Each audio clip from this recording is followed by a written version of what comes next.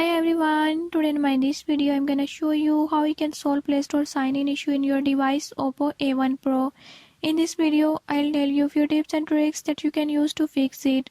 Before we move to the video, if you're new to my channel, don't forget to subscribe and press bell icon. Watch complete video and learn how you can do it. Let's push.